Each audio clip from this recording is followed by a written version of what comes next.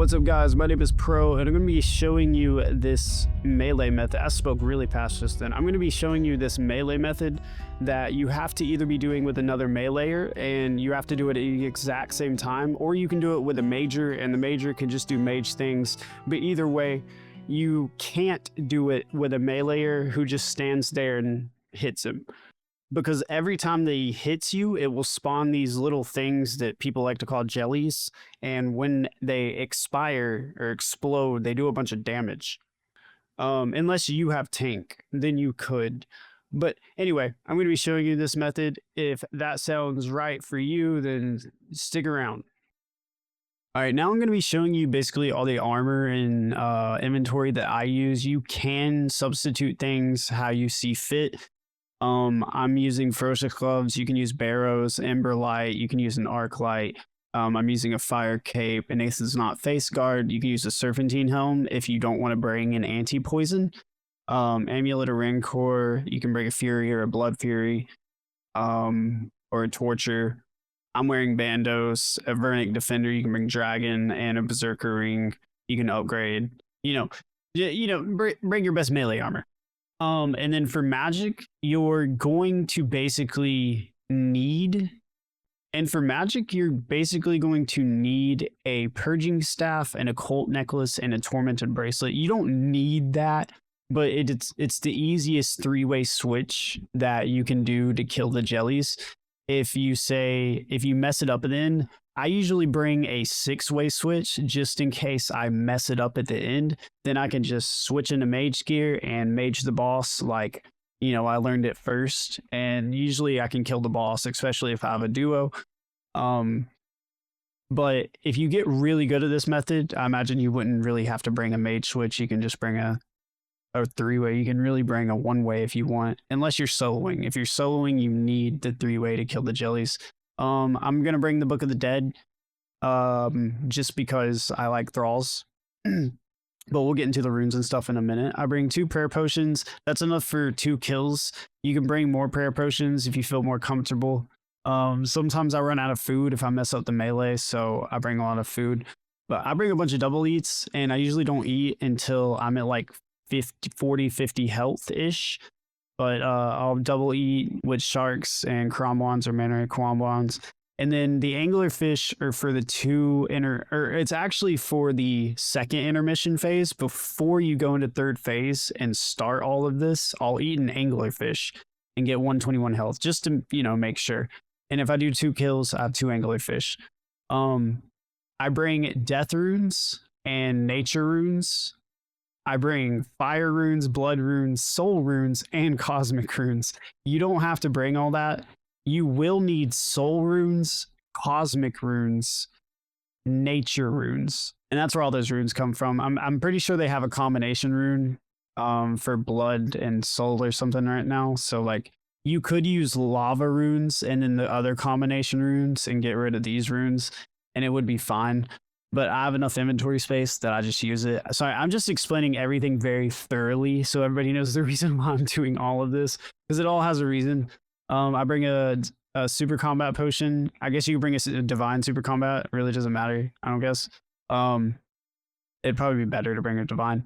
And then I don't even know if you need the super or the extended anti-venom. It's 6 minutes. So like it lasts a long time. I just like it. If you're getting 3-minute kills, you obviously don't need that. So you can use a divine super combat or a regular anti-venom probably. I just use that. Anyway, so teleport to house tabs just in case stuff gets really hairy, and then the rune pouch, and that is the setup that I use. Like I said, you can mix and match stuff however you see fit. All right, so I'm going to assume that you already know how to do the boss. Maybe not. I'm sorry if you don't. I'm going to explain this one part. So you're going to get the little minion guy, and you're going to make sure that you have full prayer and full health. And if you have an angler, might as well eat an angler. You're going to make sure that you have your staff equipped, and you're going to do Mark of Darkness just in case. Make sure that you have all your melee gear on. And I would also recommend having piety and protect from magic or protect from range, but I'll probably protect from magic. And then as soon as you're done fighting the little minion guy, he's going to teleport you back here. And as soon as you come out of the portals, you want to be clicking the spot that I'm clicking. I have it highlighted as a different color, but you want to be clicking that. You have a few seconds to look for it and click it, but it's not very much time, but you want to click it. All right, so I wanted to explain this a little bit more thoroughly because I wanted to explain everything very, very thoroughly. So, and then I'll show it after I explain it and also talk about it. So whenever he teleports you and spawns you, it's going to be anywhere in this vicinity right here. It's going to be all around here. I don't know if he can actually spawn you like this close, but he will spawn you anywhere in like this kind of little box area. Okay, so this is called the delay tile right here. And from the delay tile is going to be where you click the boss. So he's going to spawn you over here. And let's say he spawns you right here. You want to click the boss always. Whenever you spawn, you want to click the boss at 3 ticks. So whenever you spawn here and you click here, that's going to be 1, 2, and then you're clicking the boss for the 3rd tick. But there's no delay in that. I'll show you it without a delay. It would be 1, 2, 3. And you're clicking the boss. If you spawn anywhere in this area right here, you still have to click the boss on 3 ticks. So you can either wait wherever you spawn for 1 tick, but you don't really know. You want to be spam clicking because you don't really know when the ticks start. So I would just recommend you spawn anywhere in here. You're going to be 1 tick away. You're going to click here, wait 1 tick, and then click the boss. It seems easy, and it is easy actually after you do it a few times, but it's hard at first, just like knowing what's going on. But so again, if you are anywhere in this box right here, if you're anywhere in this box right here, you're going to be 2 ticks away. 1, 2. And you're clicking boss. If you're anywhere in this box right here, you're 1 tick away. You're clicking there, waiting a tick, and then clicking boss. Okay, in real time, we're spawning right here, and I'm clicking the delay tile. As you see, it takes me 2 ticks to get there, so I immediately click the boss. And then after clicking the boss, I'm already clicking 2 as soon as I hear the slash sound of the Emberlight, of the whatever weapon you're using. It has to be a 4-tick weapon. After clicking 2, you're going to click the boss. Your characters are going to run up to the boss. You're going to hear a slash sound from your weapon. It has to be a 4-tick weapon. And then you're going to click 3. As soon as you get XP drop slash sound, you're clicking 3. All right, so as soon as you hit 3, you're going to click boss. Wait till you hear the slash sound of you hitting the boss. Click 4. And then as soon as you reach 4, you're clicking the boss and you're going to hit, and then you're immediately clicking 5. And then as soon as your true tile, this is true for everything that I'm saying.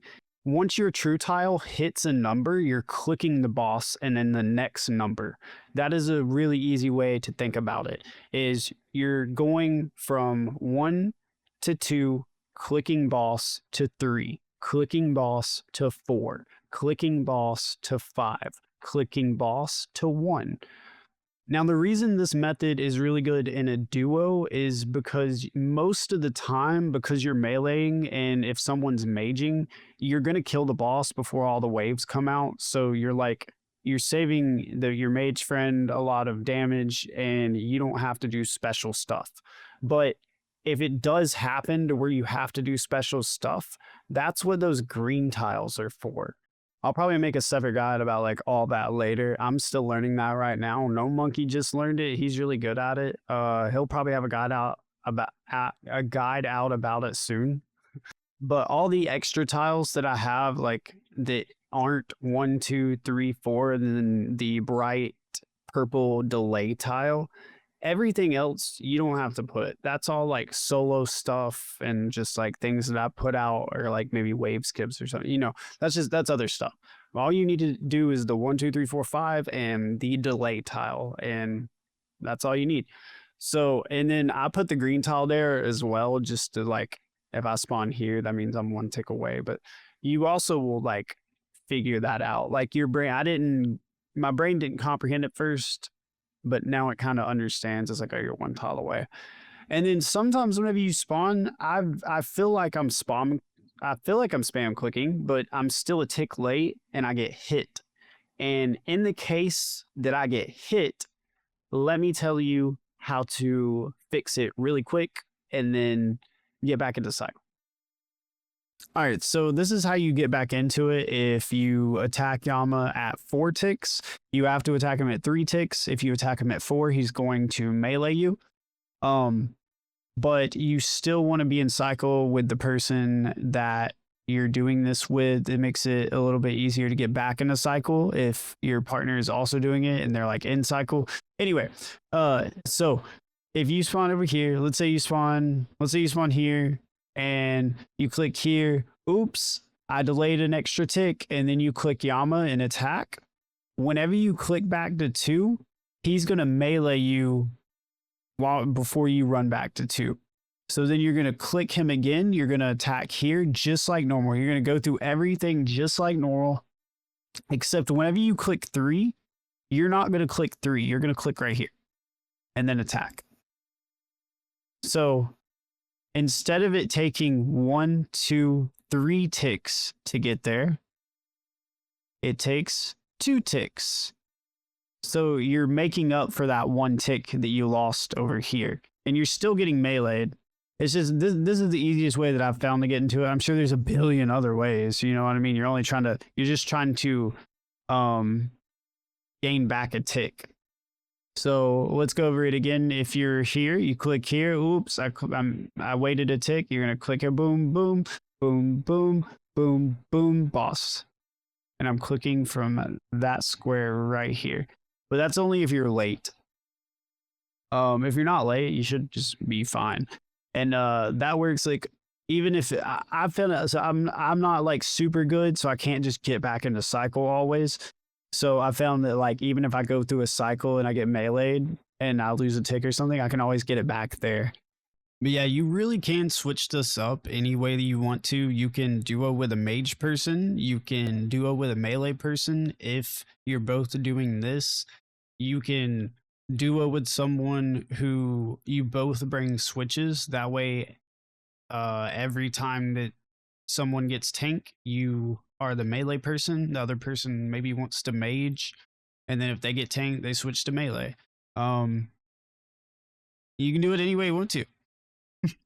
I will say that this boss is super, super fun, and it feels really good whenever you get this down, just because like you don't really take damage and you're doing something cool, and it feels really good whenever you kill Yama and you miss the waves. You don't have to deal with the fireballs. You just kind of do this.